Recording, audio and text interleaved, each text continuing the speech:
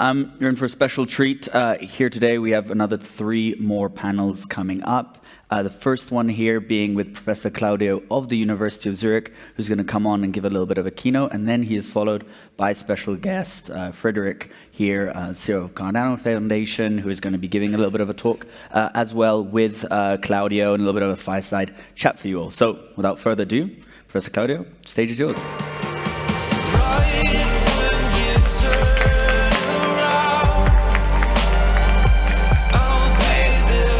Everybody, it is for me a pleasure to be present here at the Cardano Summit in Lausanne. And I will briefly introduce the activities that we have at the University of Zurich in the area of blockchain. And specifically, I will make a little bit of emphasis on the very interesting collaborations that we have with Cardano in multiple aspects of blockchain research and education, which are fundamental to the existence of the activities in blockchain that we have in our university. As it was said by Joras, my name is Claudio Tessone. I am professor for blockchain and distributed ledger technologies in our university, and I am also the chairman of the Blockchain Center. The Blockchain Center of the University of Zurich is a competence center that takes into account the conformation that we have as a university. The University of Zurich is the largest university in Switzerland in numbers of students, but also in terms of the career paths that the students can take in our university.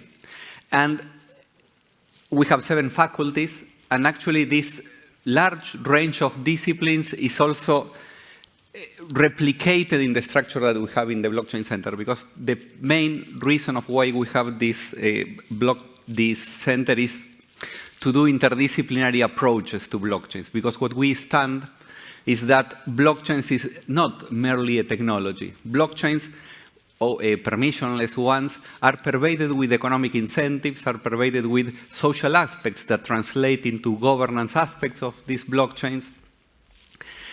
They are pervaded with economic incentives and then financial constructs that can be built out of these incentives.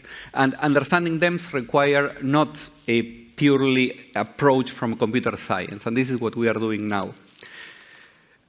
The University of Zurich turned our activities into a competence center, so a formal institute inside of our structure, and the center is built around 3 pillars. One of them is the technology itself.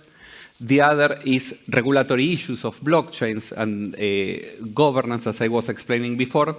And the third pillar is looking at business applications, economic aspects of blockchains, and also financial elements of them. But we do not look at them as independent silos, but look at them from a completely intertwined approach. That's why we look at them from a completely systemic level. And unique to the activities that we have in our university, we build many of our conclusions on very large-scale data analysis of the public ledgers that blockchains are. As competence center, we have 3 objectives, and the first one is to foster and coordinate excellent interdisciplinary research on blockchains and distributed ledger technologies. And still, from this technical point of view, looking at the possible applications and the implications of the technology. The second objective that we have as Blockchain Center is to create a complete educational offering that ranges from our undergraduate students from other universities. I will talk a little bit more about this in a second, but also people from industry already. We have also executive programs inside of our university. Specifically, I am particularly proud that we have had Cardano as part of our summer school deep dive into blockchain since its first iteration in 2020. And the summer school is an opportunity for us to reach a completely international audience, like the audience that we have here and also in a streaming situations that are listening to this stream as well all around the world. Because to us it's very important to reach as much as possible with the highest possible quality students that are interested in this space. we have had, as I said, the deep dive into blockchains since 2020, and starting from 2022, the summer school will turn to, from 2023, sorry, the summer school is going to turn into a hybrid format in which we will have some students on site here in Zurich, and a large cohort as well of students listening at it in this environment that we learned to like to some extent during the pandemic. And I am also really happy that during the summer school, the students were able to try a lot of possible solutions. Actually, they have to do a final project that is building on different platforms, layer 1 platforms. And independently, the students decide which are the platforms that they like the most.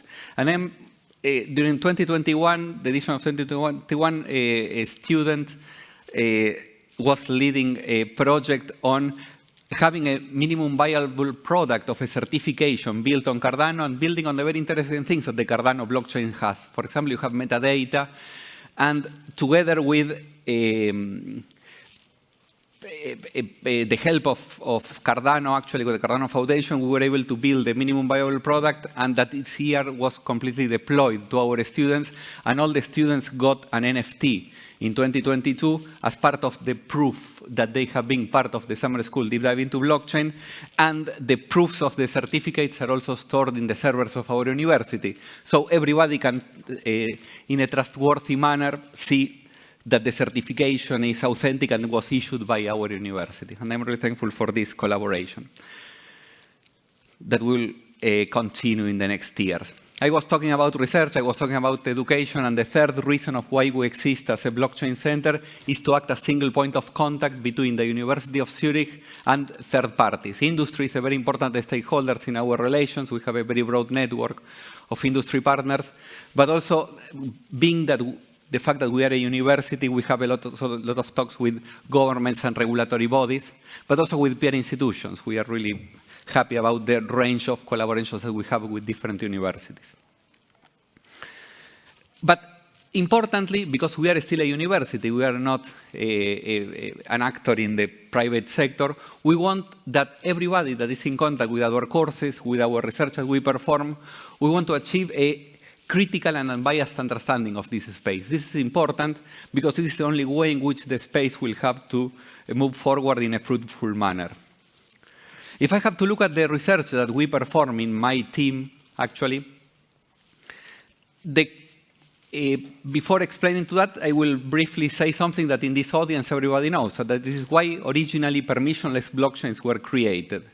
And we all know that for different reasons, financial crisis, etc., people wanted to achieve decentralized systems that in some way are anonymous, and that the touch from the traditional financial systems that we have in these open monetary systems that we all know. And importantly, is that in order to use all these systems, you do not to trust anybody that is inside of the system. The trust is an emergent property of the fact that you're using a permissionless blockchains. And actually, this last statement is the one that, to me, is the most fascinating about blockchains, is that trust is just an emergent property and not something that people should just do without any insight on the system. This is the prelude, but then the question that we always want to answer through the different lines of research that we perform is, which are the differences between the narrative that I just described in these 4 points in the previous slide and actually how blockchains work in reality. And this is in part the research that we are performing together with Cardano Foundation with respect to this. I will briefly mention 3 aspects of our collaboration. One of them is we are very interested in blockchain forensics. And you know that in a blockchain, what you have to the right of this slide is a very schematic view of a block that has multiple transactions, and specifically you know that Cardano has UTXO-based approach like Bitcoin and others. So you have a set of unspent outputs. On the right, you have a set of outputs that now of outputs of this transaction on the left of this set of transactions. And this allows you to create flows of assets, of ownership of assets between these different entities. Actually, this is misleading Because if what you want, like in our research, is to understand the economic functioning of blockchain-based economies, you need to have the best possible representation of the identities of the people inside of these blockchains. And this is why what you always need to do is to reduce all the entities, all the addresses, all the pseudonyms that belong to the same user, such that all this very complicated representation of flows of ownership that we had at the beginning would be reduced to something like the plot that we have to the right. This is one of the aspects that we are developing. We are developing clustering techniques that allow us to set together the addresses controlled by the same entities. And in this way, it is possible to map the different addresses that belong to the same entity, as I was saying before. And this is specifically important because if you are just considering these addresses at this network of transactions or these transactions inside of the Cardano economy at the address level, you find a biased representation of the economy. And if you do not do the clustering right, what happens from a statistical point of view is that most of the errors that you create are on those entities that control the most of the addresses, just because of a statistical property. And this is why you need to be very careful in the way in which you perform these approaches to user identification. This is with respect to forensics. This also has very interesting implications with respect to optimizing the mempool, which are the unspent transaction outputs that the client should select in order to minimize the mempool and to better suit the way in which people reuse their assets. And specifically, this is interesting as well in the example that I will show you in a second. Economic functioning. This is the second pillar of our collaboration. We want to understand how the Cardano economy functions. And we know it is something that by 2022 is well known, is Vox Populi, is that many of the permissionless blockchains, first and second generation, show very high levels of centralization, but also of economic concentration. These are some results that we have with respect to the Gini, that is a coefficient that allows you to measure the inequality in different economies. And you see that in most of them, in those that are shown there, the Gini index goes to 1. That is the most possible concentration that you have there, and this has been happening repeatedly. And another thing that happens in proof-of-work-based systems is always that the total number of verifiers, that in the case of proof-of-work-based systems are minors, with respect to the total number of users in the system that has been growing exponentially, saturates. So what you have is an increasing concentration in the power of validation inside of this network that is very concerning. We are looking into what happens in proof-of-stake-based systems in Cardano. We are looking at how the process of reward distribution is affecting the way in which this concentration takes place, because we have to remember that in a permissionless blockchain, the most important thing is that the process of verification is as centralized as possible. Otherwise, you are inherently trusting those few validators that you have in these systems. And another thing that is interesting is we want to escape from this logic, or we want to understand how this concentration has been taking place in different blockchains, or whether it is taking place in Cardano. But at the end of the day, the nice thing about having a full ledger in which you have completely trustworthy information is that you can do much more sophisticated analysis of the emergent properties of the economy. Everybody talks about velocity of money, even if they are not macroeconomists, and they always say that this is a concerning measure with respect to the way in which some of these blockchains work. The point is that actually, because of the way in which the velocity of money was conceived, in real-world economies, the velocity of money cannot be measured. And what we have developed is that for any kind of UTXO-based blockchain, is that we can measure not only the velocity of money that is taking place inside of the whole system, but also we can see how much each one of the agents inside of the economy contributes to the global velocity of money. So we can see who are actually the players that are contributing the most to a healthy economy and who are those that are not. And what we see, once again, in proof-of-work-based UTXO blockchains is that this level of concentration is also very, very high, actually. You have very few actors that are controlling it. I was talking about the first two pillars, that is only looking at trying to reconstruct as well as possible the identities of the individuals inside of these blockchains. Second, I was talking a little bit about giving a glimpse of what you can learn about the economic functioning of these systems at the global level. But if we want to do that, it's not because we want to concentrate at understanding the economic functioning only in terms of, for example, in this case, ADA. One thing that was facilitated by Ethereum in 2014 is that it allowed different actors to create tokens and additional units of account that can have multiple functions inside of a specific blockchain economy. We had fungible and non-fungible tokens. And what we want to understand next is exactly which is the contribution of different economic sectors to the global functioning, in this case of the Cardano economy. And this we can do in terms of something that economists, statisticians, even physicists have been working for the past years, that is trying to measure the level of economic complexity. At the end of the day, in order to have a functioning economy, you need virtuous cycles in which the assets flow in a circular manner. You need to reuse the assets. You do not need hoarding. And on top of that, you have some economic sectors that are what render robust or more vital a specific economy. And this is what we will do in the final part of our research. The last thing that I want to say in this presentation today is that, in principle, academia has a very top-down approach on why we should produce knowledge. And one of the things is that we need to produce knowledge simply because it gives us more tools. But actually, specifically in blockchains, this is even more pressing. And this is why I am really thankful for this collaboration that we have with Cardano and also with other platforms.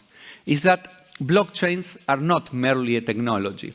Blockchains, as I was trying to explain in this very short presentation, are a mixture of incentives, of governance issues or social components, and therefore they are called what we know as complex techno-socioeconomic systems.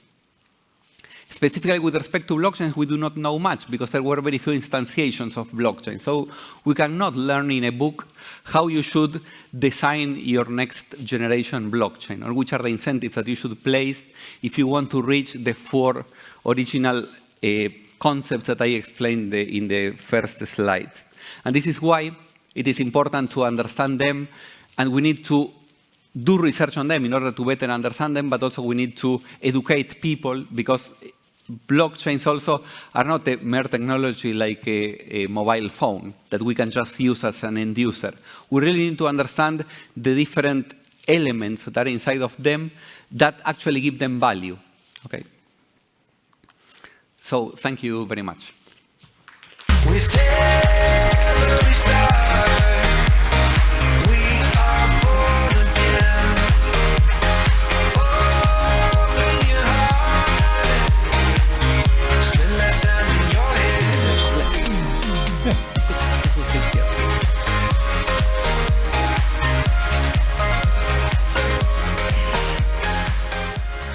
Thank you very much, Claudio.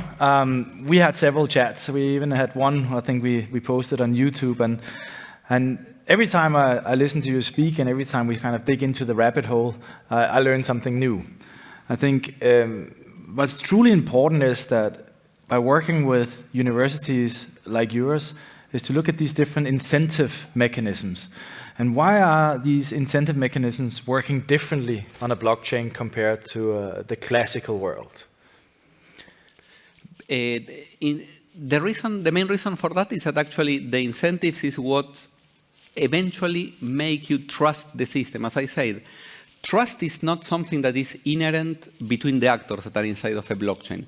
We just trust the blockchain and the data that is contained inside, because incentives are placed in such a way that the behavior of most of the agents enable us to trust that there are no gatekeepers that are going to be censoring some set of transactions, for example, or we will not be suffering of attacks like maximum extractable value and these kind of things. So incentives are fundamental in order to destroy all the possible misbehaviors that may render the system trustless. And how does that actually work? I mean, you saw a couple of other blockchains up there, and you're trying to basically, look at account-based models towards UTXO-based models, towards extended UTXO models. I mean, in essence, you're trying to create a comparable environment to look at that. How does that actually work? Well, the point is that in general, when I am teaching blockchains and I am asked the question by a completely newbie, how does a blockchain work? And I have to give an answer in 2 minutes, it renders the full exercise completely impossible. And that's why I cannot answer you with 2 sentences only. So let me try to elaborate.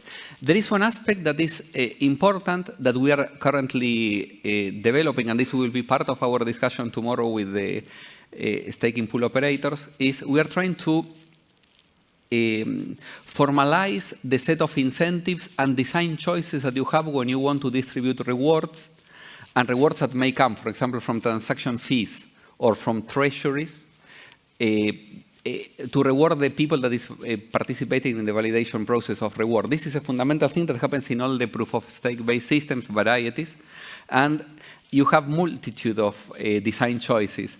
Many of them lead you to completely suboptimal cases in which, for example, this concentration I was talking about keeps increasing. Okay, so this is a set of incentives that is clear, and you can always create a full model out of it. You can just generalize every single instance into a set of design choices. But you have many other design choices, even at, for example, at the auto-peering level. This is going to create completely different network architectures in the peer-to-peer network that stores all the blockchains.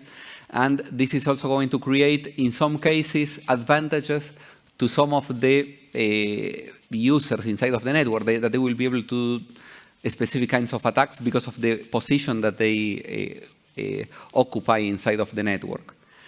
The other thing is, and with this I conclude, I think that there is a fascinating question inside of all the permissionless blockchains with respect to the supply policy that assets will take. And just in the first generation of blockchains, you look at even Ethereum, but also Bitcoin and all that very early stage of all this space, you have completely technocratic approaches to the way in which the supply is performed. And actually, if you ask to a macroeconomist, this is a very arrogant stance on how economy should work, because people have designed, Satoshi Nakamoto, whoever they were, they decided, okay, now we will have this supply policy of the new Bitcoins, that with this halving, etc., and it will never change ever again from now on, and without taking into account how actually the assets are used inside of the economy. And this is another level that is very interesting to look at. So in essence, what we really are discussing here is not just the original design choices, but also the ways a blockchain can actually evolve by adjusting. In Cardano, we call it protocol parameters. Absolutely. So the adjustment of protocol parameters can actually create an optimal situation for certain use cases, but also can create big issues, like we saw, for instance, with Ethereum, where there was a big fight around incentive mechanisms. Exactly. So in your view, how do we get to a situation that, if we have a full on-chain governance and so on, that people actually start, understanding this? Do they need to go to one of your courses, or how would that work? I will be welcoming everybody to this, but this is one option. I think that we all must understand there are 2 levels here, and I think that there is an implicit thing on what you said, Frederik, that is about governance. First of all, the protocols must be open enough to understand that actually it must be a more open approach, the one that allows people to change parameters inside of the protocol, actually. It cannot be just very small communities that do this forever. Perhaps at the beginning, as a bootstrap mechanism, is something that works. At the end of the day, you need to make a full transition into something else. And the other thing is actually that the people that is participating on this voting must be aware of what is at the stake, actually, because it is not just, it is always difficult, okay, because we are talking about incentives, but one should not only look into the short-term increased earnings of whoever stakeholder, but one always should think of what is the best thing for the system in the long run, okay? And in general, this is very hard to disentangle, and that's why it requires a lot of training, but a lot of education actually as well, a lot of inner understanding of what is at the stake when you are making a decision on that. So I don't know how many who knows, but I spent 5 years with the Big Four building up the blockchain practice, and one of my, let's say, very successful traits was that you had a large corporate or a startup, and somehow they had the funding to engage with us. And one of the choices they always said, so which one is the best blockchain for my use case? And what they really were asking is, this is way too complicated, I don't understand. And is there a way that you can sign in blood that the blockchain also exists in an optimal quorum in 10 years to come? And when we were looking at it from a quant perspective and so on, we realized that the resources for actually understanding that is not just something you put into a machine and then that gets a double digit out and then you can say A or B. Yep. It's actually quite complex. So how do you actually get PhD students and others engaged in this process about not just evaluating blockchains, but also about understanding these where game theory goes over to quant and where quant goes over to engineering and where engineering goes over to law and governance? I think that in general this requires always taking people out of the comfort zone, because I think that what you are also describing is, in a way, managers would like to be in a comfort zone in which I say, okay, I can take this decision. And I think that this is part of human nature, isn't it? And as well for the students, I think that what I was saying in my presentation today goes in line with that as well. You need to get the students to understand that it's not that they will only have to consider very stylized models of game theory when they have to make decisions or try to understand the system. They will need to look into governance issues, even perhaps regulatory issues that may change completely the perspective. Even from a rational point of view, there is a specific kind of approaching the system or the solution that the question that you're asking for. And the first thing is always that they should always be out of their comfort zone and understand how other people that is expert in other fields think about the same question. This is very important, actually. It's part of the journey. It's part of this interdisciplinarity I was speaking about as well. So one of the reasons why you kind of caught me by surprise was you one day came and say, hey, Fred, we need to spin up not just a test net, we need to spin up a full version of Cardano with no faucets. And then my students cannot get any ADA, but they can only graduate when they do a smart contract. Absolutely. And I was like, really? Yeah, of course we can do that. But I was wondering if you could, in line with what we just spoke about, give your perspective of why you're actually, because when I went to school, I had to read a book and I had to recite that book, right? I had to, do some math and I had to prove that I did it. Yeah. But you're somehow bridging, and it feels to me it's a new way of teaching nearly. Thank you. Yes, and I'm thankful as well to Sina that was leading that session a few days ago, also to Steve that helped us to set it up, the new Genesis block. I am always, we teach in our university courses on blockchain, and one thing that I didn't like when people was, or when I saw other educational offerings, was that they were always thinking in the way in which you said, okay, we just have a faucet, we have a testnet, everybody can do things in the testnet. And actually, this is that not leading to students understanding how blockchains work. Sorry, people. In general, this is not the case. You need really to have the full-blown understanding of how blockchains are, what this entails to all the cycle. So if I want to run a smart contract in ADA, in Cardano, so I will need ADA. How will I do that? How do I get my first ADA? Either I go to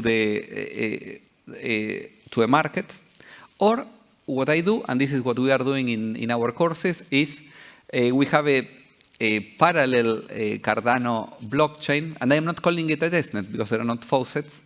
It's a parallel Cardano network in which we control some of the verifying nodes. The students need to set up their own verifying node. They need to get stakes from us, such that they can also mine, create their own blocks. And in this way, they will get some ADA that will allow them to go through all the course until they can, for example, mint an NFT, create a certificate, or eventually create smart contracts. And the idea is not stopping there, actually, because part of the exercise that we make also with the students is that also we have, for example, I want that, for example, other smart contracts are already deployed there, such that if, for example, students want to get to understand how an automated market making works inside of Cardano, it is deployed inside of our own network, and everybody can go through all the steps without spending anything, but understanding all the steps that had to be done before and after. So let me just rephrase that. So what you really are saying is that you are not just encouraging your students to set up a pool, you are forcing them to set up a pool. You are not just encouraging to launch a smart contract, you are actually requiring them to graduate to understand smart contracts and deployment of that. And on top of that, you are asking them basically to backward engineer automated market making and DEXs as a part of your course.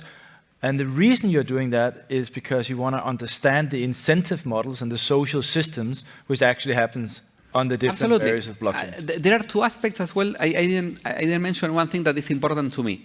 Why I also call it a parallel Cardano blockchain, and I do not call it an educational Cardano blockchain, is because it is not our intention to reset the blockchain at any point in time. What we want to thank you about that, by the way.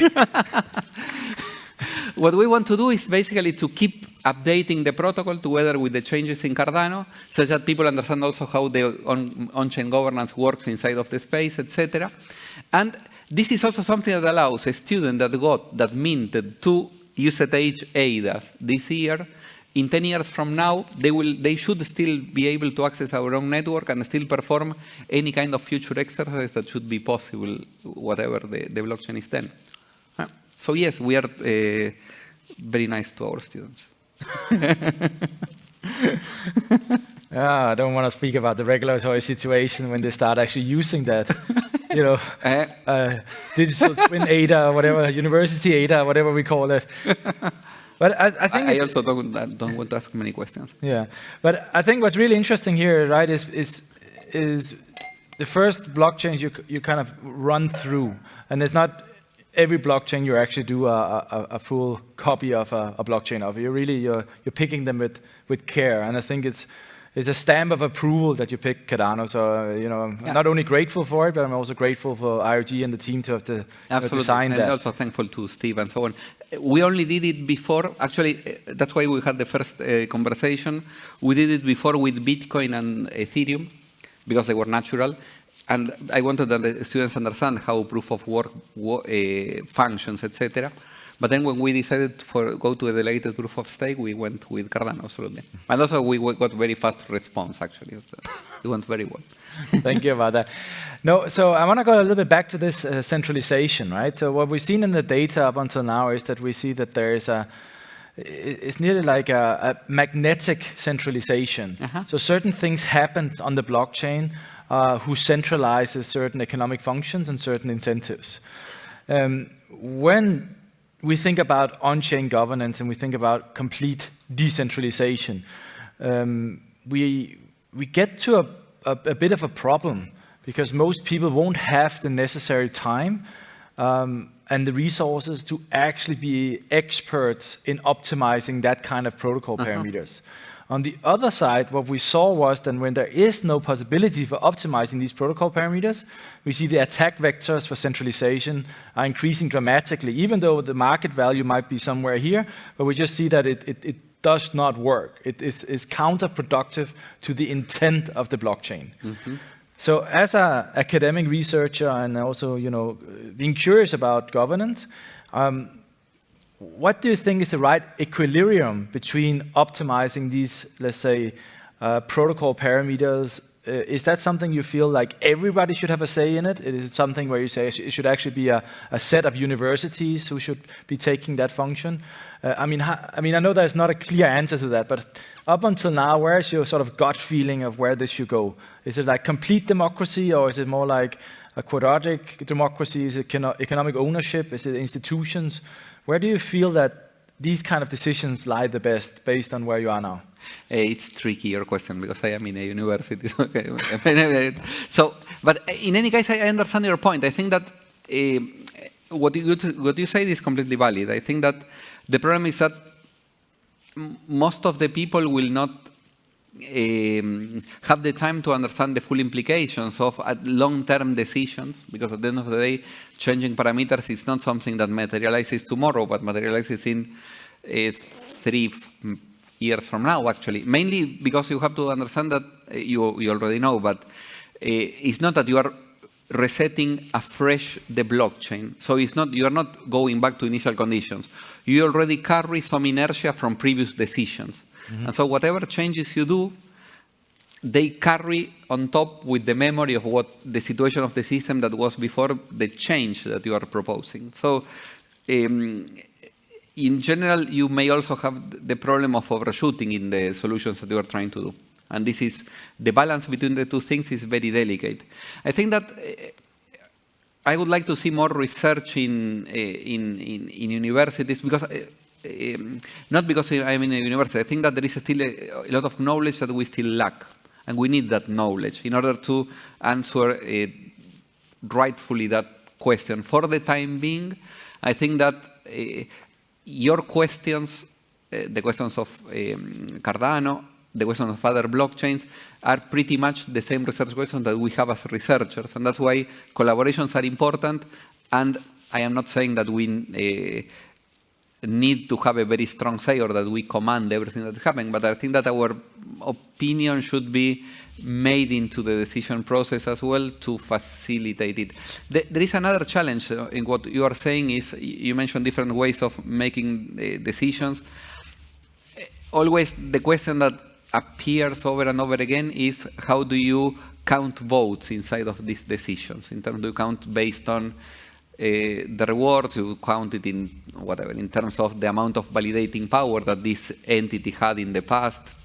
How do you delegate power on these are very difficult questions that must be addressed as well in the same point. The only thing that I would say is that for the moment you should always keep knowledge, or let's say knowledge intensive entities as part of the community, and perhaps even as part of the governance is not a bad idea, because perhaps it is part of this bootstrap that we were mentioning before. And what about the future of universities? So we've seen that there's been a battle between, knowledge for free and certified nearly for free in online courses. You even said before you're moving your summer school to be a hybrid. What about the operating model of a university? Where do you see blockchain would actually fit? Would it even fit to optimize the structure and the operating model of a university? Well, I think that blockchains, I will say something that may be obvious for many of the participants, and sorry for giving an answer that is common sense. I think that certification is a very important aspect of where blockchains can help in the way in which, so allowing all our administration to understand which certificates students are carrying is something that is very important, for which blockchains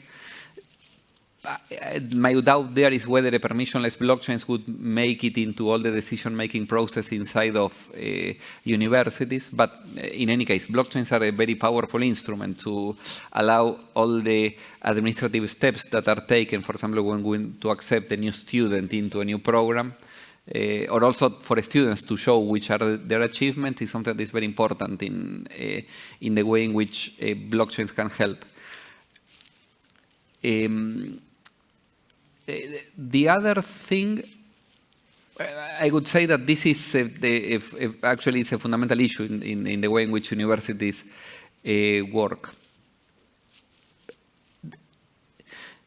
I would make a twist on your question. The other thing that I say in which blockchains help communities inside of the universities are bringing together people from completely different fields. Okay, this is a fascinating outcome, and because now we have people from 4 different faculties in the blockchain center, and I think that this is enabled exactly because of the extreme complexity of the systems and of the questions that are posed by them. Are you going to run a pool on mainnet? Could it be a way of thinking about it from 2 aspects, right? I'm thinking about it as if you be running a pool on Cardano, right? In a certain way, you are then participating a bit in the governance process, but there is also suddenly a sort of an income stream, really, right? And the other aspect of that is of course, how would that fit into education then suddenly? Absolutely, that's a very good question. I think that there are some. You mentioned before the regulatory issues of having our ADA usage network. What happens with the income that we would be receiving because of this? Because there are a lot of questions that open as well there. I think that universities, and that's why I didn't mention it explicitly in my slides, but we're running this blockchain data observatory. I think that it helps in 2 aspects, at least in the activities that we have in our university. On the one hand, because blockchain analytics is fundamental in order to understand economic processes inside of blockchain-based systems. But on the other side, actually, it's because there is a service that we can do to the community as a whole. Actually, the universities have a very high-quality infrastructure in general with respect to others. And that's why, sorry for the staking pool operators in the room, but it is a very, we have a lot of facilities that we can offer actually to the protocol itself, and we are in a way still unbiased, because we are just doing this because, on the one hand, because we are collecting data, but on the other side, because we are trying to support the process of consensus with the best possible infrastructure. We need to understand, and this is a question that we are trying to solve for the midterm, how our university can also, this can be mutually beneficial in this way. Yeah, as we're coming to the close of the session, I think, is there something specifically you want to get out to the audience? Not really. I think that the only thing that I would like to mention to everybody is to remember that it's not an advertisement, people.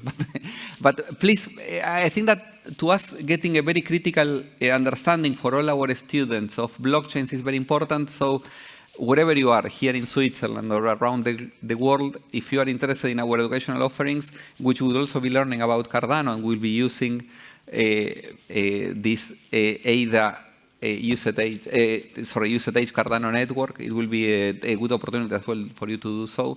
So please stay tuned and follow us in the social media. We always want that. Thank you. Amazing. Thank you very much, Claudio. Thank you for being skeptical towards Cardano. Thank you for breaking it down, looking at the incentives.